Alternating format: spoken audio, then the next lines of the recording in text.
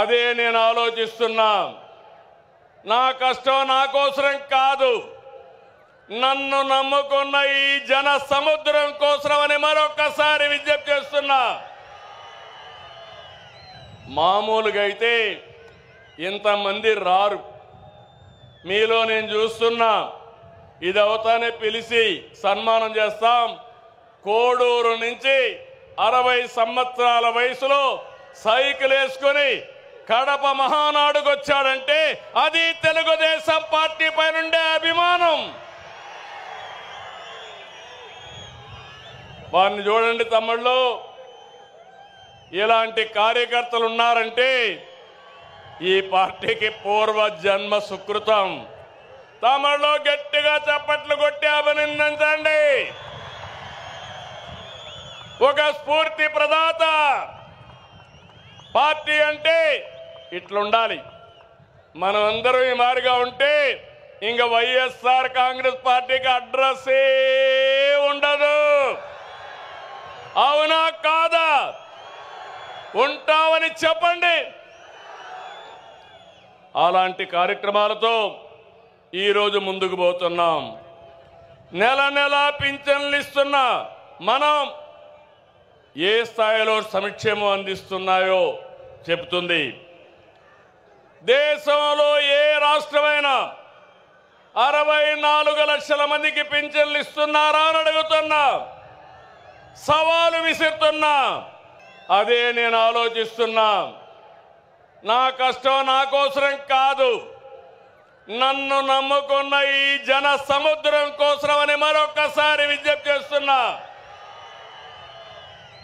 మామూలుగా అయితే ఇంతమంది రారు. మీలో నేను చూస్తున్నా, ఇది అవుతానే పిలిచి సన్మానం చేస్తాం. కోడూరు నుంచి 60 సంవత్సరాల వయసులో సైకిల్ వేసుకొని కడప మహానాడుకు వచ్చాడంటే అది తెలుగుదేశం పార్టీ పైనుండే అభిమానం. వారిని చూడండి తమ్ముళ్ళు, ఇలాంటి కార్యకర్తలు ఉన్నారంటే ఈ పార్టీకి పూర్వ జన్మ సుకృతం.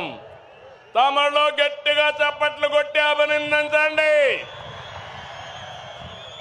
ఒక స్ఫూర్తి ప్రదాత. పార్టీ అంటే ఇట్లుండాలి.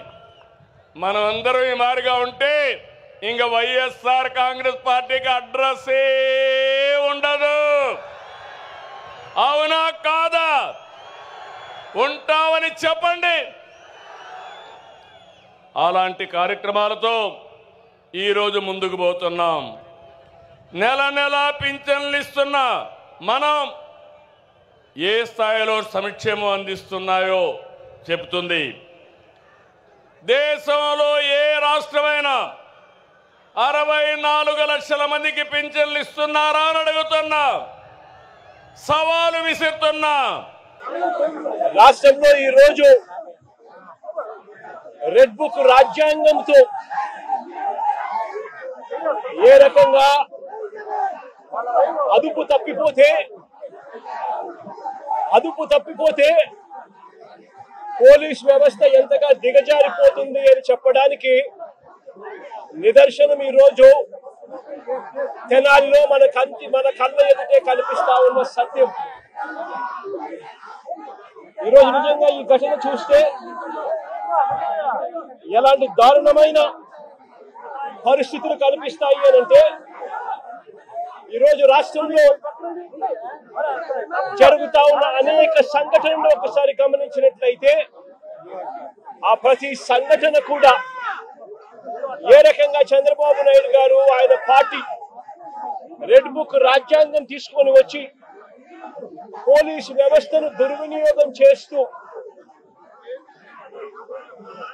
తనకు వ్యతిరేకంగా ఏ గొంతు వినిపించినా కూడా ఆ గొంతు అణగదొక్కే కార్యక్రమంలో భాగంగా ఏ రకంగా చంద్రబాబు నాయుడు గారు దగ్గరుండి వైఎస్ఆర్సీపీకి సంబంధించిన మాజీ మంత్రుల మీద, మాజీ ఎమ్మెల్యేల మీద, నాయకుల మీద, కార్యకర్తల మీద, సోషల్ మీడియా కార్యకర్తల మీద ఏ రకంగా తప్పుడు కేసులు పెడతా ఉన్నాడు, ఏ రకంగా తప్పుడు సాక్ష్యాలు సృష్టిస్తా ఉన్నాడు, ఏ రకంగా వాళ్ళని జైళ్ళల్లో పెడతా ఉన్నారు, ఏ రకంగా చట్టాన్ని చేతిలోకి తీసుకోవడం ఒక పరిపాటిగా మారిపోయింది అనడానికి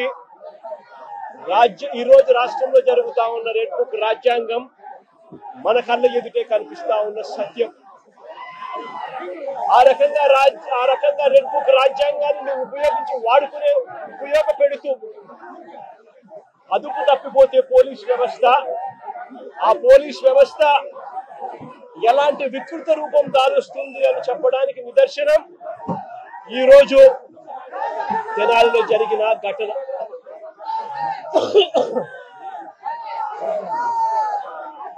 సరే, రాష్ట్రంలో ఇంత భయానక పరిస్థితుల మధ్య తెనాలిలో అసలు ఏం జరిగింది, తెనాలి ఘటన ఎందుకు ఇంత అన్యాయమైన ఘటన అని చెప్పి ఒకసారి లోతుల్లోకి ఒకసారి అందరం కలిసికట్టుగా పోదాం.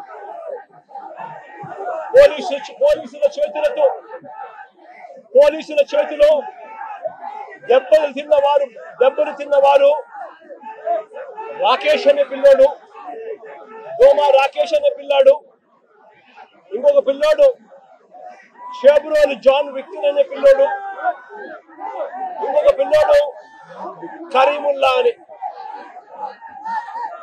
దళితులు, మైనారిటీ వర్గానికి చెందిన వ్యక్తి ఇంకొక పిల్లాడు. అంటే అణగారిన వర్గాలు, అంటే సామాజికంగా ఆర్థికంగా వెనకబడిన వర్గాలు.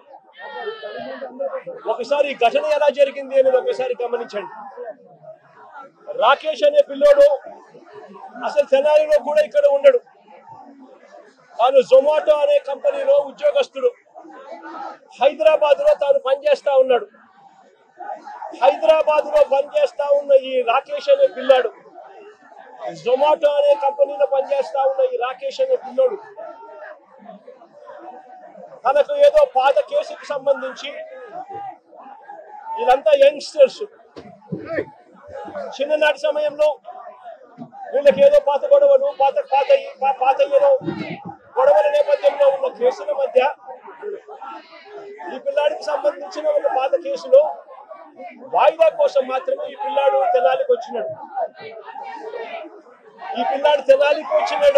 కానీ ఈ పిల్లాడు ఇక్కడ పనిచేయడంలా, ఈ పిల్లాడు ఇక్కడ ఉండడంలా, హైదరాబాద్ లో పనిచేస్తా ఉన్నాడు జొమాటో అనే కంపెనీలో. ఈ పిల్లాడిని చూడడానికి ఈ పిల్లాడు ఫ్రెండ్స్ వచ్చారు. ఈ పిల్లాడు కూడా పాలిటెక్నిక్ మెకానికల్ చదివిన పిల్లాడు. ఈ పిల్లాడిని చూడడానికి ఈ పిల్లాడు ఫ్రెండ్స్ మంగళగిరి నుంచి వచ్చినారు. వాళ్ళు కూడా ఇక్కడ ఉండరు. మంగళగిరి నుంచి వచ్చిన పిల్లాడు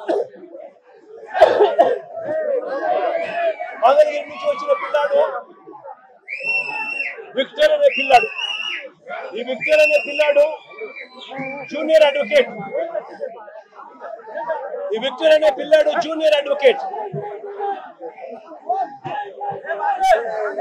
జాన్ విక్టర్ అనే పిల్లాడు జూనియర్ అడ్వకేట్. ఈ పిల్లాడు